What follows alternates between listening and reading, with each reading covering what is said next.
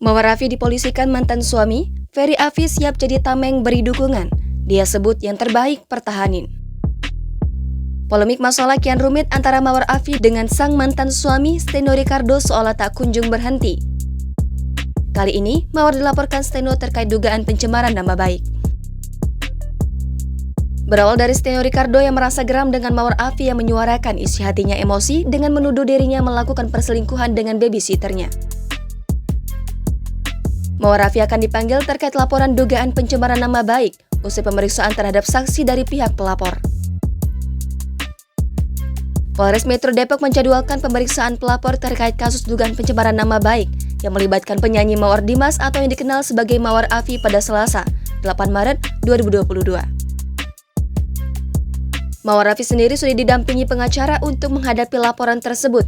Ia sadar harus mempertanggungjawabkan kelakuannya di media sosial beberapa waktu lalu. Kasat Reskrim Polres Metro Depok, AKBP Yogen Harus Baruno membenarkan rencana pemanggilan pelapor.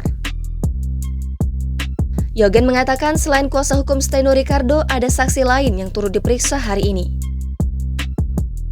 Jika hari ini pihak pelapor urung mendatangi Polres Metro Depok untuk diperiksa, akan dilakukan pemanggilan ulang untuk kedua kalinya.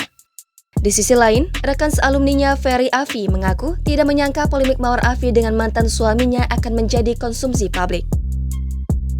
Sebagai teman, Ferry hanya bisa memberikan dukungan pada Mawar agar terus memperjuangkan hak dan kebenaran.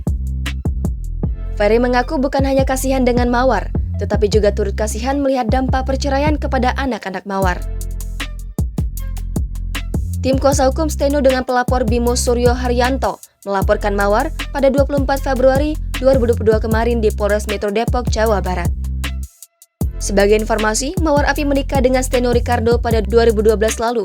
Keduanya kemudian resmi bercerai sejak 11 Januari 2022 berdasarkan putusan Pengadilan Agama Depok tertanggal 7 Desember 2021. Steno lantas menikah lagi dengan Susi, perempuan yang disebut-sebut sebagai babysitter anak-anaknya pada 21 Februari 2022.